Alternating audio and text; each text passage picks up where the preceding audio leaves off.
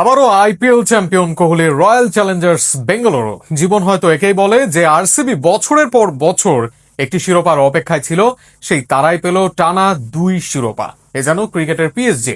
শুরুতে বল করে অল্পতে গুটিয়ে দেয় গুজরাটকে। হ্যাজেলউড, রাকিশদের কাছে পাত্তাই পায়নি গিলরা। অন্যদিকে ব্যাট হাতে আরো একবার বিধ্বংসী রয়্যাল ব্যাটাররা। আইপিএল এর ফাইনাল ম্যাচ নিয়ে আরো থাকছে প্রতিবেদনে। একসময় আইপিএল এর সবচেয়ে দুর্ভাগা দল বলেই পরিচিত ছিল রয়্যাল চ্যালেঞ্জার্স বেঙ্গালুরু। বছরের পর বছর তারকা খচিত দল গড়েও শিরোপার দেখা পায়নি তারা। অথচ সময়ের ব্যবধানে সেই আরসিবি এখন আইপিএল এর নতুন শক্তিধর দল। গুজরাট টাইটান্সকে হারিয়ে টানা দ্বিতীয়বারের মতো আইপিএল শিরোপা জিতে ইতিহাস গড়েছে রজত পাতিদাররা।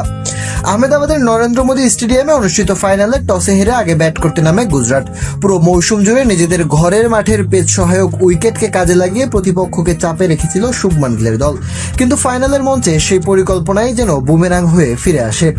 আরসিবির নিয়ন্ত্রিত বোলিং এর সামনে শুরু থেকেই ধুঁকতে থাকে গুজরাটের ব্যাটিং লাইন আপ। নিয়মিত বিরতিতে উইকেট হারিয়ে বড় সংগ্রহের আশা হারিয়ে ফেলে তারা।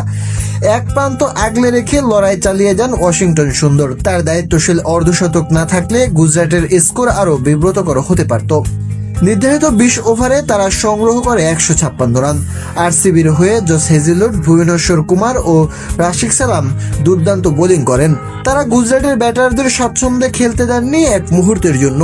156 রানের লক্ষ্য তারা করতে নেমে শুরুতেই আক্রমণাত্মক ব্যাটিং করেন ভেঙ্কটেশ আয়ার।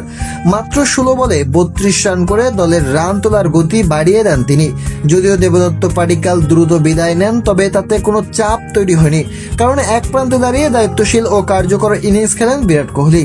তার ব্যাট থেকেই আসে জয়ের ভিত গড়ে দেওয়া গুরুত্বপূর্ণ রান। পরবর্তীতে মিডল অর্ডারের ব্যাটাররা কোনো ভুল না করে দলকে সহজেই লক্ষ্যে পৌঁছে দেন।